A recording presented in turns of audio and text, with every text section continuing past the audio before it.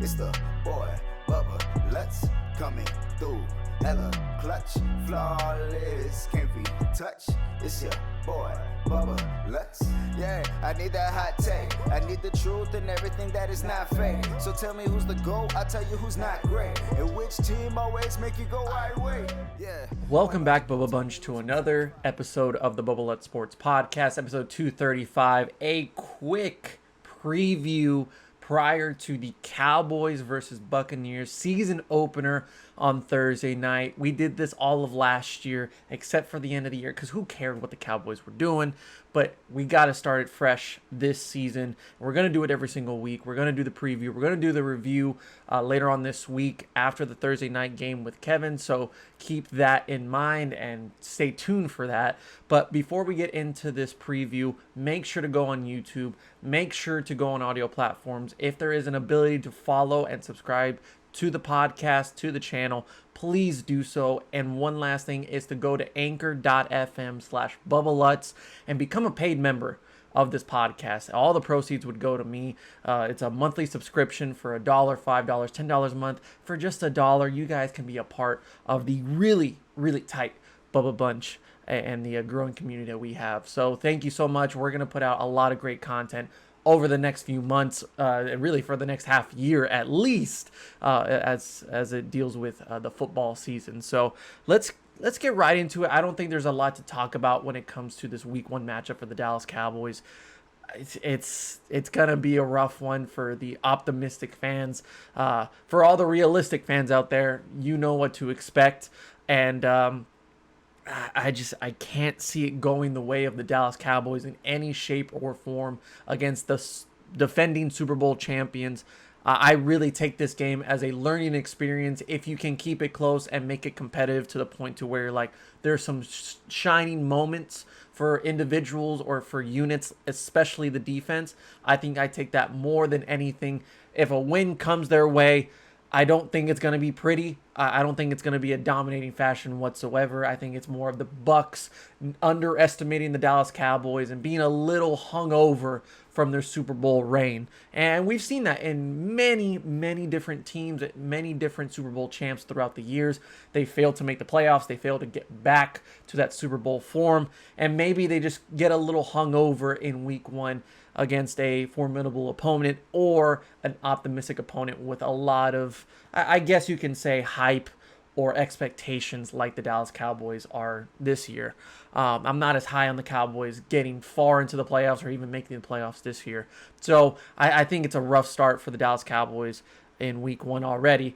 And I keep thinking about it. I'm like, you know how many years we've watch the Dallas Cowboys in Week 1 go against the Giants, go against a divisional opponent, and a lot of these fans are around Dallas and around the country really that are Cowboys fans. They ask for a different opponent. They ask for something new, something fresh in Week 1. It's Week 1 of the NFL season. We love football no matter what, but I'm getting a little bland and a little tired of the New York Giants versus the Dallas Cowboys on Sunday Night Football. It's just how it is. And so the NFL goes, all right, we'll do that for you. How's the Super Bowl champs for you? And Cowboys fans were like, oh, okay. I guess that's what we asked for. And here we are. I think this is the worst thing for the Cowboys. I mean, at least with the Giants game, it's going to be a competitive matchup, and it's going to be close, and it's going to be entertaining like it always is. There hasn't been many games that haven't lived up to that hype in the previous years. Over the last few years, Giants have been lackluster in their Week 1 opener. But, I mean, Cowboys fans do enjoy a nice win in Week 1 to start off the season, and especially this season. Coming off of Dak's injury, the improvement on the defense, or so it is said, that happened in training camp with Dan Quinn as the new defensive coordinator, and now a full off-season, preseason for Mike McCarthy. This is a very important year for the Dallas Cowboys. I'm not just saying that because it's Super Bowl or bust, right? Like, we're not going to go down that route because we've gone down it before, and it's never gone their way, right? But I'm talking about a altering organizational move for the years to come, I really, even though I bash on Jerry Jones and Stephen Jones all the time, and I still do. I mean, they are terrible front office people at this point of their lives to run this team, not knowing what they have and not knowing what they have to improve on. But they spent 10 years believing in Jason Garrett. I believed in Jason Garrett for about 4 years. And that was it for me. There was 6 years of difference between me wanting to move on from Jason Garrett and Jerry Jones and the Stephen Jones or Jones family wanting to move on from Jason Garrett. They never wanted to move on from Jason Garrett. They were forced to move on because of all the hate, all the criticism, and the lack of success with that head coach. They've wasted so many careers. We've been through this before. If you've been listening to the podcast forever, it's been said. With Mike McCarthy, we're going to our second year here, and everything as the days go by tells me that this is not the right guy for the job. As tough as that is to say in just year two, the facts speak for himself. He basically lied his way into this head coaching job. He didn't spend a whole year just watching football in that basement and learning the new ways of football and the new eras and how you're going to succeed now. And it wasn't about you have to have football in your life, because we saw a guy that just seemed like he was there. He didn't want to coach, or he didn't look like he was coaching much. And I get it. It was very difficult last year to really get over 53 guys, practice squad guys, everybody in the organization to buy in to a rigid 2020 season. I mean, it was awful for everybody. Only the elite come out better. And we saw that with the Bucs. And we'll get into them in a little bit. So 2021's better, and coaches have been changed out. The Mike McCarthy experiment with Mike Nolan did not work out. A lot of those defensive guys didn't work out. And really the only safe house pick was Kellen Moore, because the offense did look good. And we know what to expect with Kellen Moore with Dak Prescott under center. But Mike McCarthy needs to get a fire up his ass and say, and live up to, like, just mean what you said. Like, your words speak loudly this year, and your actions speak even louder, because you said that it was important for football to be in your life and for your family, and it's important to get back to that Super Bowl winning head coaching ability that you had in Green Bay. And all I've seen is the opposite. If Mike McCarthy doesn't make the playoffs this year, he's fired. And I'm actually surprised that is a realistic expectation for the Jones family. Like, I think Jerry knows, and Stephen knows that he kind of got played here by Mike McCarthy, saying like, oh, I know exactly what to do. I have such a great game plan, and I've been wanting to get back into football for a year. No, you just said that to get the job. You lied on your application. You lied on your resume. So I think Jerry and Steven have taken a hit to their ego, and now they're going to make up for it if things don't go their way, which means they don't get to the playoffs. They don't win Super Bowls. That means no more money for Jerry post-regular season. This is a very important season for the Dallas Cowboys, and I mean, this game can tell a lot, not because they're going to win, but how they play. How do you react when things don't go your way or start to go the opposite way? Let's say they're down 10-0 at the end of the first quarter, and no points have been scored, because we saw that a bunch last year and the year prior, is that the Cowboys are a very second half team. First quarter, they're really lackluster, and then the third quarter, they're even worse. But once they actually get into a rhythm, they're hard to stop offensively. But that defense is just terrible for 60 minutes, right? So this year, how about we just play a collectively sound 60 minutes of football, whether that's good or bad?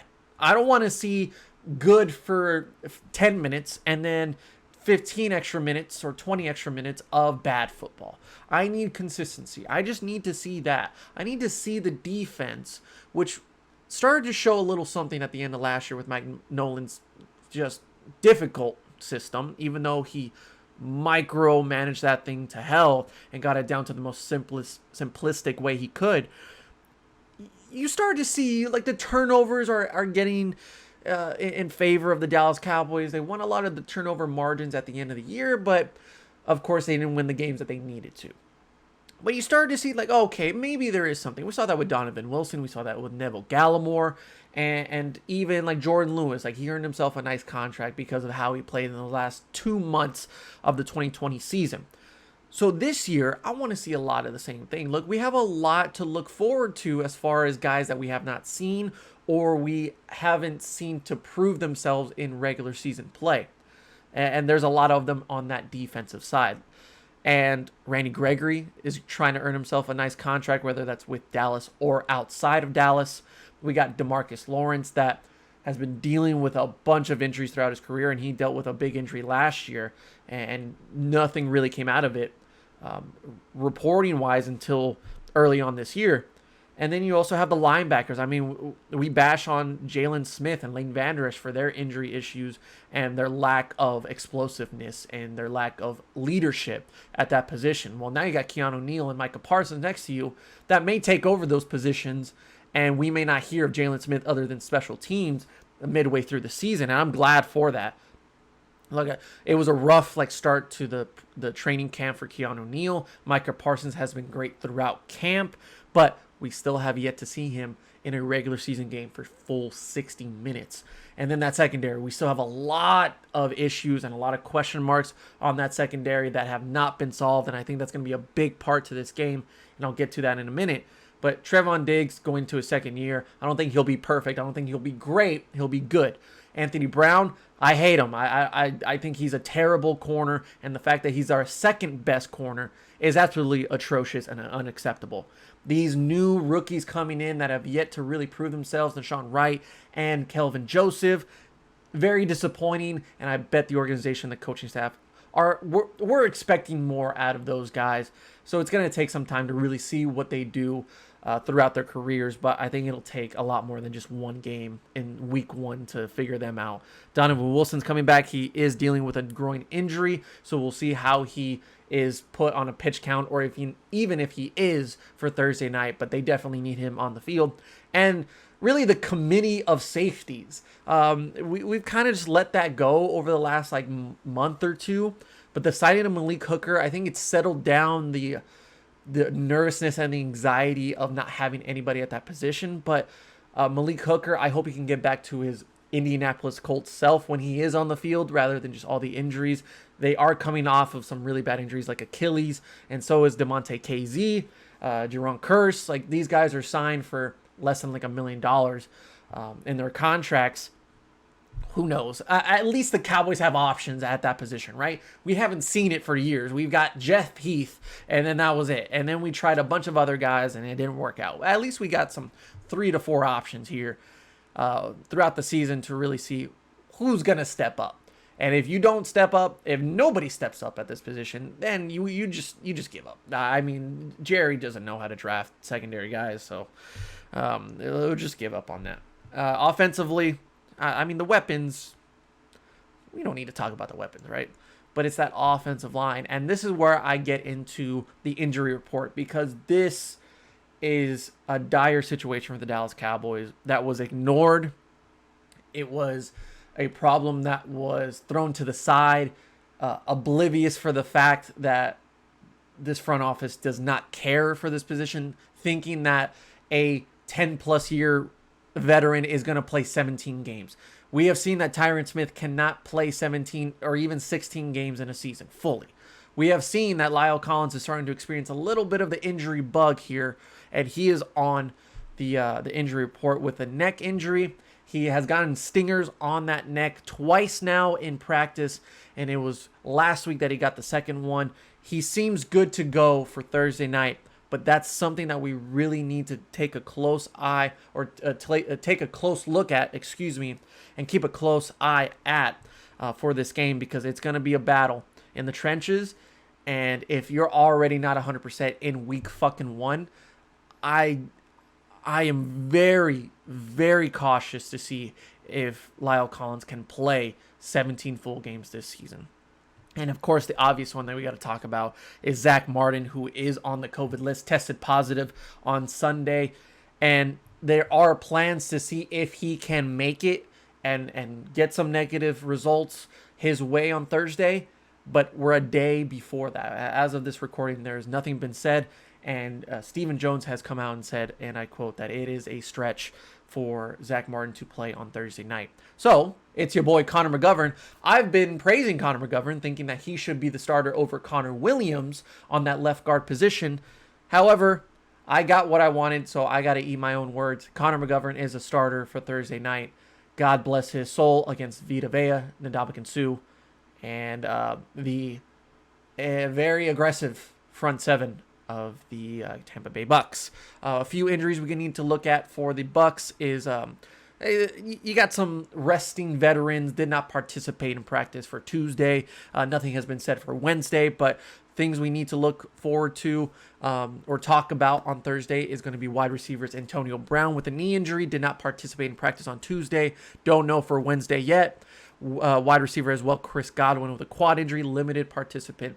I have not heard anything other than they are going to play on Thursday. With the amount of weapons that Tom Brady has, do you really think that they need all these guys for every single snap offensively? Probably not.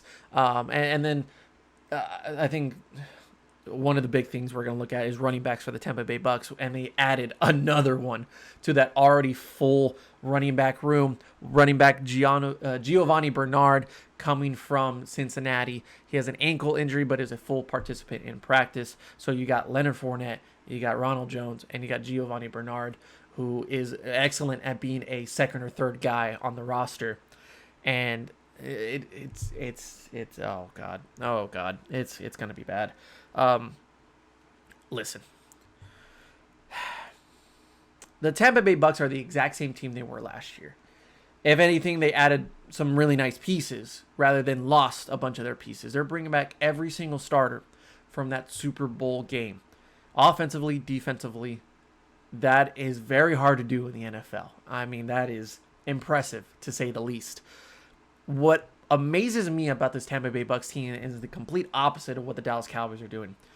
Is the Tampa Bay Bucks go into this offseason, go into the preseason, nothing is said.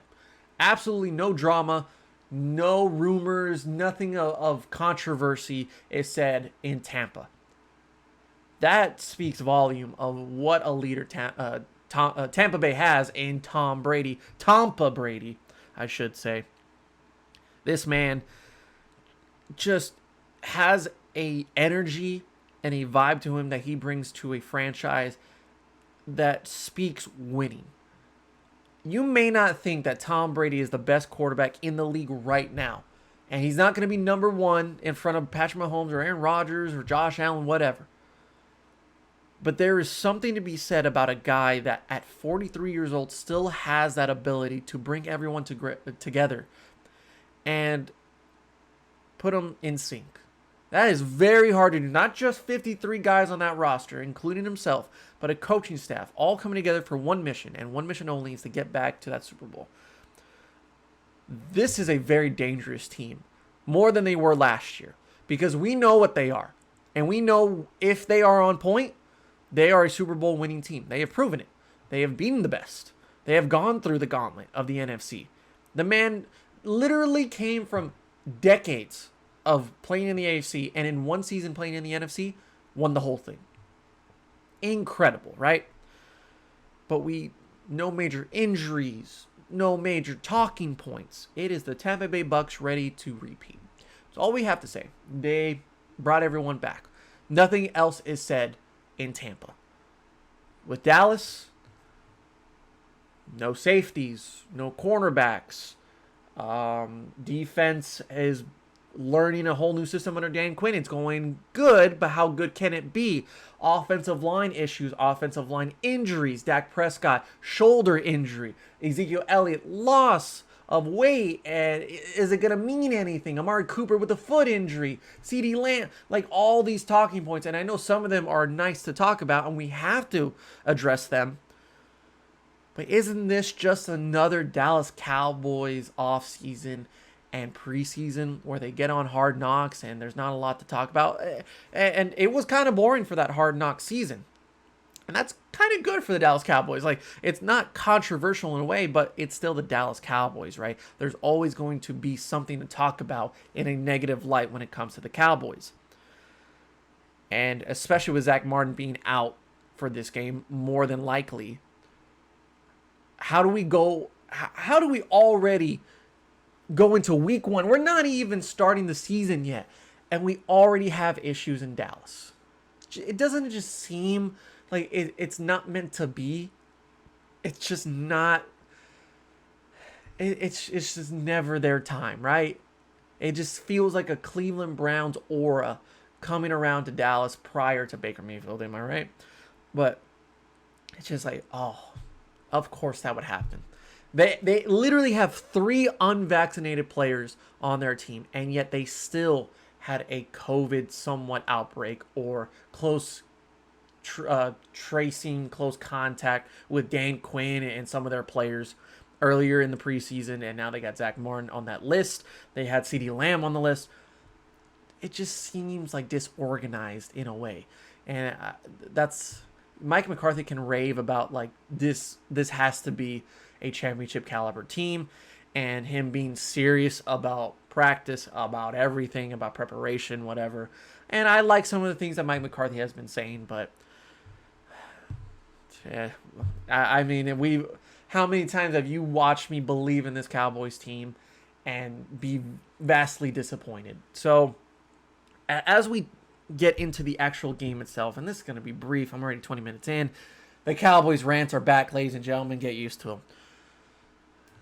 Like I said, not major injuries for the Tampa Bay Bucks, some major injuries for the Dallas Cowboys, and that includes Neville Gallimore. That includes Tristan Hill. And I mentioned those two specifically because those are going to be your interior defensive linemen that were showing promise last year, and both of them are going to be out for this game. Think about it, ladies and gentlemen. What is the biggest problem for this Cowboys team? Defense. All right, narrow that down a little bit more. What are the major difficulties about this defense? It is the secondary play and the the interior defensive line, because they're not able to stop the run.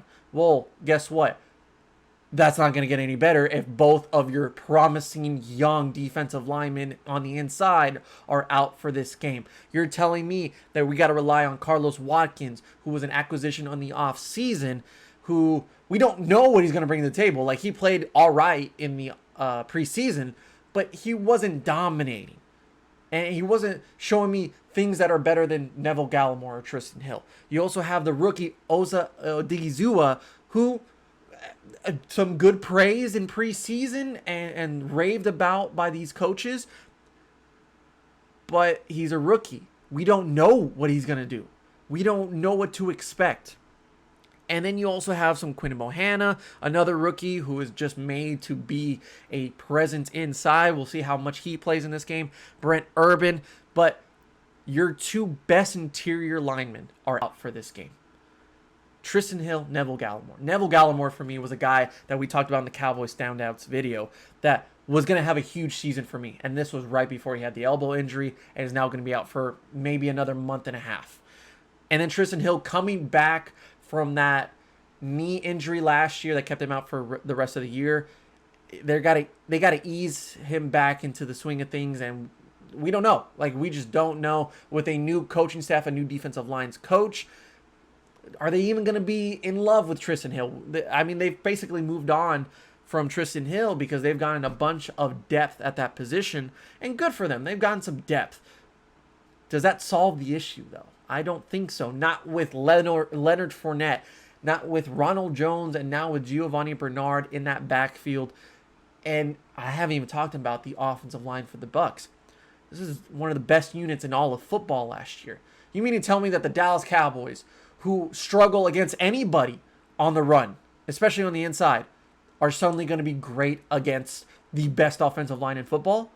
No, that's not going to happen, okay? So your 2 best interior linemen are out. Your best interior offensive lineman is out in Zac Martin. This is a battle of the trenches that the Cowboys are just so heavily against, and it's not going to be pretty for Dak Prescott and for this defense. If they can,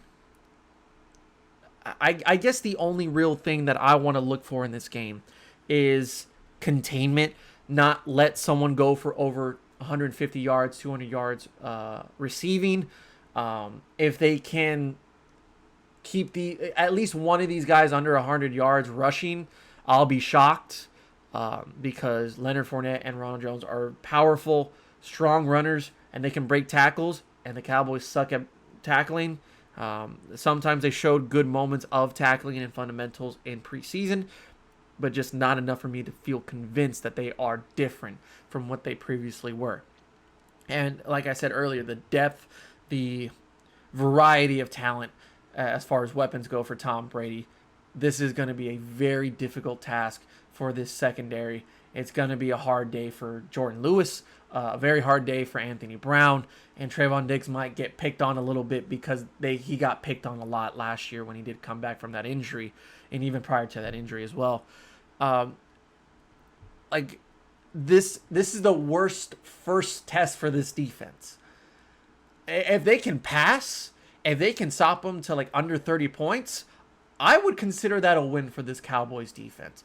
Micah Parsons is going to be very athletic and all around this field, so I don't expect anything less for that. It's more just looking at those other guys around him, especially on that defensive line, and Keanu Neal, Leighton Vander Esch, and those secondary guys, of course. But it's the Bucks found their groove at the perfect time last year, and I feel like they're going to continue that momentum.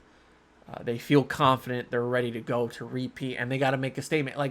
They're at home in Tampa. They're going to do the ring ceremony. They're going to put up the banner. The energy of finally getting back to a full capacity crowd. It's Florida, so they never gave a fuck, but you get what I mean. That energy is going to be there. And if they come out and score 40 on this Dallas Cowboys team, it's going to be terrifying for everybody around this league. And Tampa's going to feel on top of the world. And I feel like the Cowboys are that sacrificial lamb. On paper, when you put the Dallas Cowboys against the defending Super Bowl champs, everyone's going to be viewing that game. Everybody's going to be watching this game because not only is it the first game of the year, but it is a primetime game because of the money. To me, this is not a primetime game. I feel like this is just another game that should have been on Sunday afternoon. Put the Chiefs and the Browns on this night, on Thursday night, because I would have preferred that. But at least I get the loss out of the way for the Cowboys and I get to enjoy my Sunday. But this is not going to be a good game to watch. Really, we think about it, it's not going to be a fun game to watch because I don't expect the Cowboys to go a full 60 minutes of good football.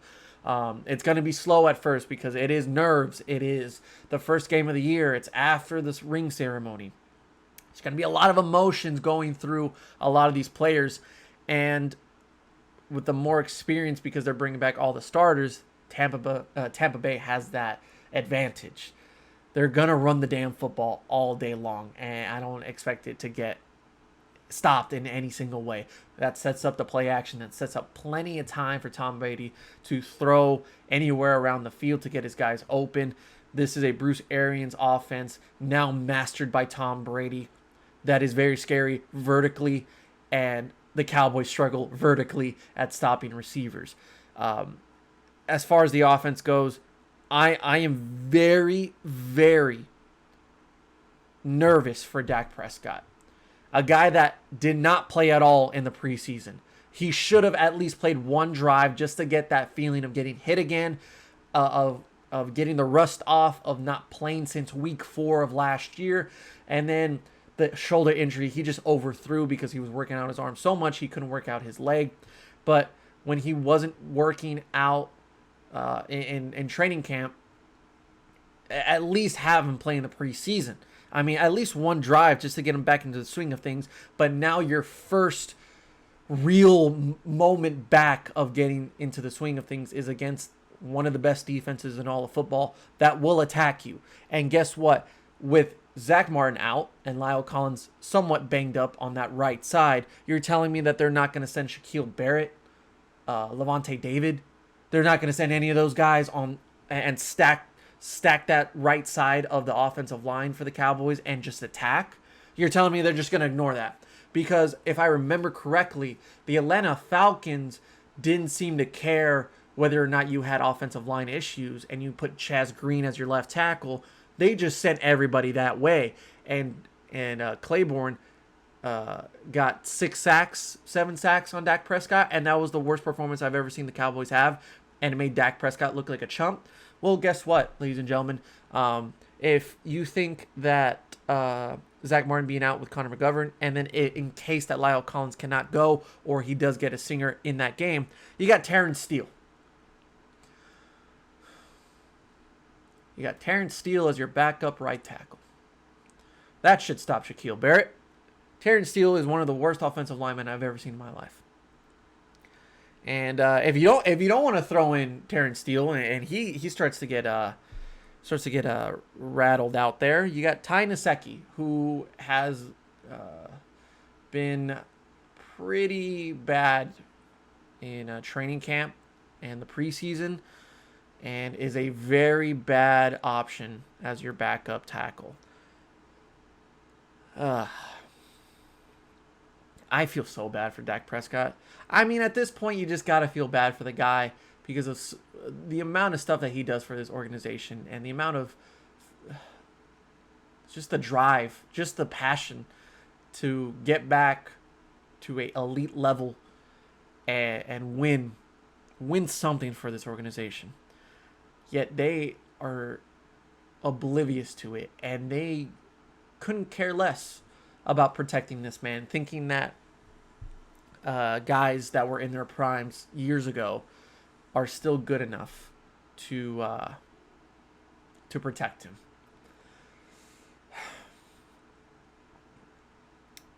I think you know where I'm going with this, right? I mean, I think CeeDee Lamb will have a good game. And despite getting pressured and sacked a lot in this game, I think Dak Prescott will still put up good numbers, and he'll stay calm as much as he can. Maybe an interception for the Bucs defense. I just can't tell you enough how bad of a scenario this can be for the Cowboys defense. Bucs are going to do the Bucs. They are going to play great. It is what the Cowboys do to keep up. And I don't think this Cowboys defense can keep up. Let's look at it glass half full, right? Let's look at it in a way to where going into week 2 against the Chargers, who are a easier opponent, let's just say, compared to the Bucs, because they still have a lot to prove as well. But I do think the Chargers win that game. Going into week 2, you will look at this film, and Dan Quinn, being the teacher that he is, has a lot to go with. I mean, he can teach these guys for hours. They can be in the film room for days, learning from their mistakes, learning how the initial education of the system and how it ties into the actual game itself. Now we can do it. The defense didn't play a lot in the preseason. None of these first team guys played a lot in the final weeks. And how can we even say that they are prepared to put that system into effect? I think it takes at least a few games in the regular season to get that going. So this is going to be a very educational loss for the Dallas Cowboys. And Kevin and I talked about it yesterday in the preview for the Week 1 matchups around the NFL. So if you haven't checked that out, please do. We talked about how if this is a 31-24 loss for the Dallas Cowboys, a 31-20 loss for the Cowboys, we'll actually take that and we will think, okay, maybe it's not so bad after all. Our expectations for this defense should be mid-level, average defense. I mean, within the top 20 it's pretty generous for me, and anything above top 15 is a long shot. It's a reach for this defense. But with how good this offense can be if they can stay healthy, I think that's good enough. I think it's good enough to at least make the playoffs and maybe get a wild card or something like that, but I don't think they win the division. This defense just needs to be good. No, not good, okay. I think that's a more realistic way of looking at it. They will not be okay on Thursday night.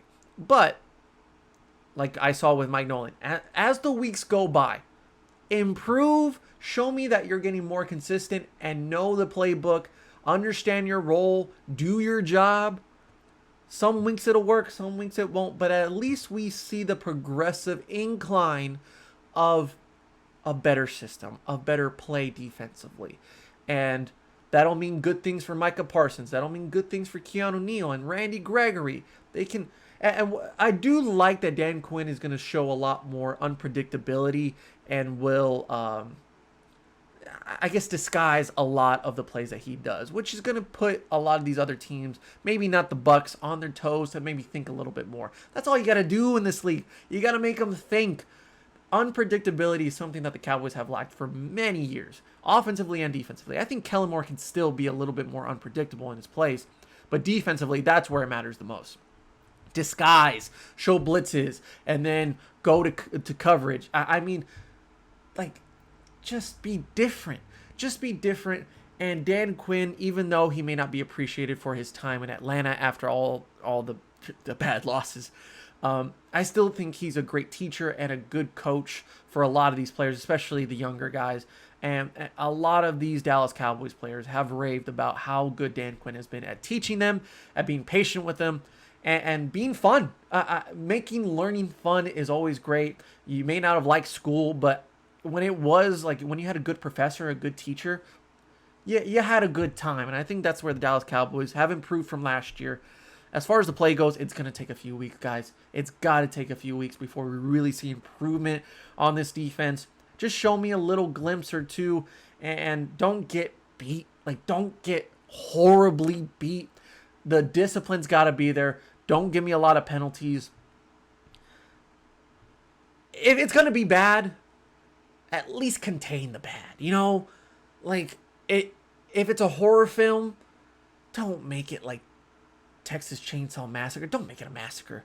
Just make it like, I don't know, The Conjuring or something like that. I don't know. I don't watch scary movies, but you get what I mean. As far as, like, don't give me a rated X film and then expect me to be like, that was a lot. Give me like a PG-13. Give me keep it rated R. Like, just don't make me think it's the worst thing I've ever seen in my life. Don't give up 200 yards. Receiving, don't give up 200 yards. Rushing. Penetrate. Put pressure on this offensive line. Make them work a little bit more than they thought. And I think that's the best way to look at this Cowboys team. This defense especially. And please let Dak be okay after this game. I don't know if he will be. That's going to be a rough week back or game back from the injury. Just please don't hurt him. So I got the Bucs winning this game handedly, and I think it's not going to be close. I say the Cowboys put up maybe 14 points, and then the Bucs put up over 30. So I'll say 35-14, 17. And we'll talk about it on Friday with Kevin, and we'll definitely go on some rants if it is that bad. So thank you for listening and watching to this episode of the Bubba Lutz Sports Podcast. Make sure YouTube, Spotify, Apple Podcasts, and Anchor.fm/Bubba Lutz. Like I said earlier, please, any donation or any membership really helps. It's so gratifying to me to see someone wanting to give their hard-earned money to a guy that just loves talking sports. So thank you again, guys. We will see you next time on the Bubba Lutz Sports Podcast later on this week. Keep track of the videos on YouTube, and I wish you nothing but great times and fun times in the first week of the NFL season, except for the Cowboys game. If you're a Cowboys fan, God bless you. May God have mercy on your soul. Thank you. We'll see you next time. Yeah, hold on. Tell me who's your top 5 quarterbacks right now, dead or alive, huh? And how much do you care about a ring if the best player got carried by the team? Now, would you lose if it been a better draft pick?